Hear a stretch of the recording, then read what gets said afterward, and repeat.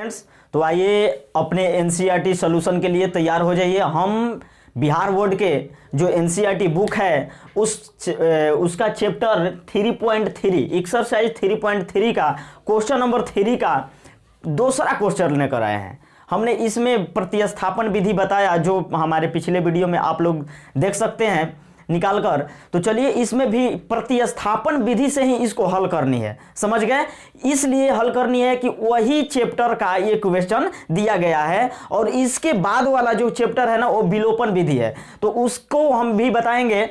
तो चलिए सबसे पहले हम इस पर ध्यान देंगे कि दो संपूरक कोणों में बड़ा कोण छोटे कोण से 18 डिग्री अधिक है, उन्हें ज्ञात कीजिए। बहुत मस्त क्वेश्चन है कि दो संपूरक कोणों में बड़ा कोण, क्या बोला है, बड़ा कोण छोटे कोण से 18 डिग्री अधिक है, उन्हें ज्ञात कीजिए। जब भी आपके पास इस तरह के क्वेश्चन आ जाते हैं ना, तो सबसे पहले आप इसको समीकरण के रूप में ढालना सीख लीजिए। आ रहा है समझ में? इसको कैसे करेंगे? समीकरण के रूप में ढालेंगे कि समीकरण इसका प्राप्त कैसे किया जाता है। तो इसके लिए आपको बार बार फोकस करके इस क्वेश्चन को पढ़ना पड़ेगा, समझ गए? क्या करना पड़ेगा? पढ़ना पड़ेगा। तो चलिए हम इसको कैसे धीरे धीरे कर कर पढ़ते हैं और पढ़कर उसको मिस कर उसको समीकरण प्राप्त करते हैं। तो चलिए कैसे।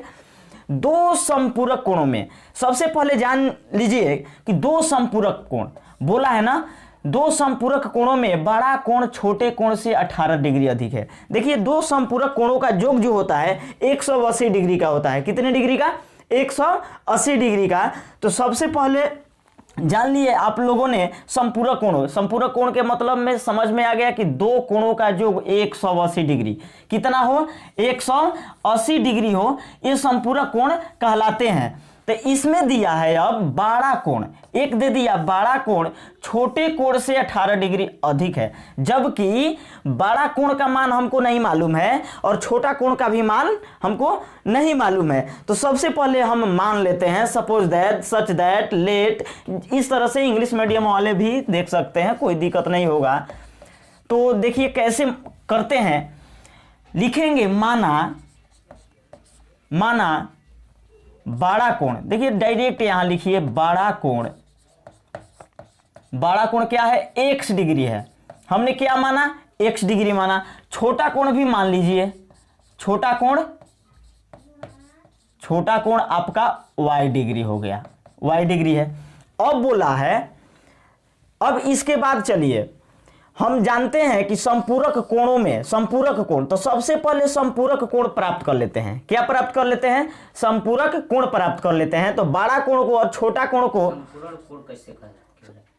बड़ा कोण और प्लस छोटा कोण को आपस में जोड़ेंगे तो हमारा संपूरक कोण 180 डिग्री होता है। हम अभी बताए हैं कि संपूरक कोण क्या होता है? दो संपूरक कोण का योग क्या होता है? दो संपूरक कोण का योग होता है। हमने प्राप्त कर लिया है दो संपूरक कोण, बड़ा कोण और छोटा कोण। तो दोनों को आपस में जोड़ेंगे तो क्या प्राप्त होता है?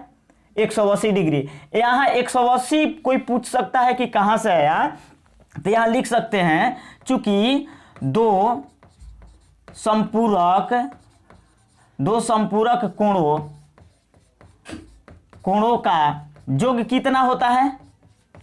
योग 180 होता है, 180 डिग्री होता है, समझ गए? ये आपका वैल्यूएबल हो गया, ये लिख देंगे तो वो सेटिस्फाइड हो जाएंगे जो कॉपी चेक करने वाले होते हैं। तो चलिए इसको हम फर्स्ट इक्वेशन मानते हैं, पहला समीकरण मान लेते हैं, समझ में आ गया। अब चलते हैं प्रश्नानुसार। क्या बोला है? प्रश्नानुसार ऐसे लिखते हैं, प्रश्नानुसार। इसको हम अकॉर्डिंग टू ऐसे लिख भी सकते हैं या अकॉर्डिंग टू क्वेश्चन लिख सकते हैं। कोई दिक्कत, कोई प्रॉब्लम हुआ नहीं ना? तो चलिए आगे चलते हैं। कैसे? बड़ा कोण हमने क्या माना? प्रश्न अनुसार कह रहा है बड़ा कोण बराबर छोटे कोण से कितने डिग्री अधिक है?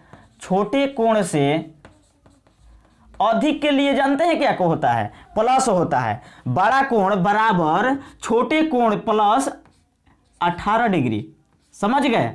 बड़ा कोण जो है छोटे कोण से 18 डिग्री अधिक है, तो बड़ा कोण बराबर होगा किसके? छोटे कोण में जब 18 डिग्री जोड़ देंगे तब बराबर होगा। समझ गए? तो बड़ा कोण को हम x डिग्री माने हैं और छोटे कोण को y डिग्री माने हैं, प्लस 18 डिग्री। ये देखिए एक समीकरण 2 हुआ। क्या हुआ? समीकरण 2 हुआ। इस प्रकार ये x का एक तरह से क्या हुआ? वैल्यू प्राप्त हुआ, जबकि पूर्ण तौर पर x का वैल्यू नहीं कही जाएगी, इसलिए कि अभी y जो है ये चर राशि है, y का वैल्यू हमको प्राप्त करना है। तो लिखेंगे यहाँ क्या? देखिए समीकरण 1 में लिखेंगे, समीकरण 1 में x बराबर y डिग्री प्लस 18 रखने पर, समझ गए? रखने पर तो समीकरण 1 x है प्लस y बराबर 180 डिग्री। देखिए x का वैल्यू हमको रख देना है क्या? y plus 18। कितना रख देना है? y plus 18। x के जगह पर यहाँ रखेंगे y प्लस 18, इसका वैल्यू हुआ प्लस अभी y बाकी ही है, y बराबर 180 डिग्री। देखिए इसको कैसे थोड़ा शॉर्ट में लेकर चल देते हैं। y एक ही है, y को y के साथ जब ऐड करेंगे तो एक और एक मिलकर क्या हो जाएगा? 2y हो जाएगा, और 180 डिग्री माइनस हो जाएगा प्लस 18 इधर आकर। समझ गए? इस प्रकार y का जब वैल्यू निकालेंगे ना, देखिए इसको घटाइए, 10 में से 8 घटेगा, 2 बचेगा। ये 0 में से तो 8 घटेगा नहीं, घटा सकते हैं इसको, ऐसे घटाइए, बहुत सारा सरल उपाय है। 180 डिग्री में से 18 डिग्री ऐसे घटाइए, 10 में से 8 घटेगा 2, 7 में से 1 घटेगा 6 बचेगा। कितना हुआ? 10 में से 8 घटा 2, ये 7 बचेगा, 7 में से 1 घटेगा 6 बचा, 162। कितना आया? 162 आया। समझ गए?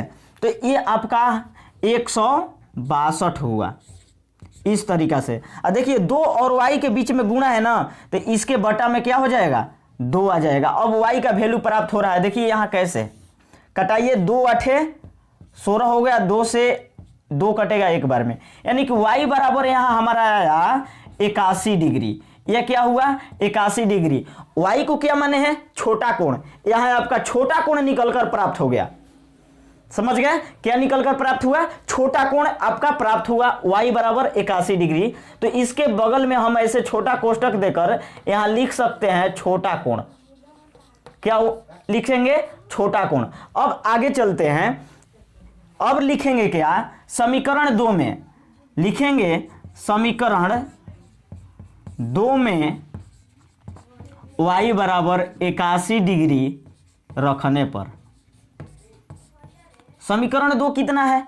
तो समीकरण x बराबर है, देखिए y डिग्री प्लस 18 डिग्री।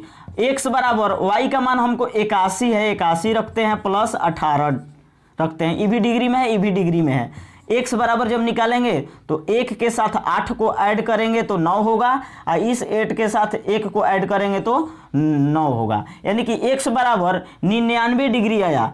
आ गया? x का मान ये क्या हुआ? बड़ा कोण, इसलिए कि हम इसको बड़ा कोण माने हैं। समझ गए? इस प्रकार पूछा है क्या? उन्हें ज्ञात कीजिए। किसको ज्ञात कीजिए?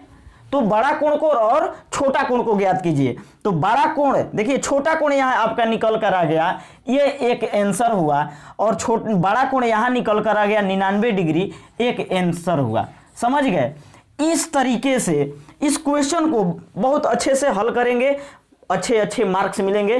तो हम कहेंगे कि जितने भी हमारे स्टूडेंट हैं, यदि वो नए हैं मेरे चैनल को देख रहे हैं, तो वो मेरे चैनल को सब्सक्राइब करें और ज़्यादा से ज़्यादा शेयर करें, लाइक करें और कमेंट करना न भूलें।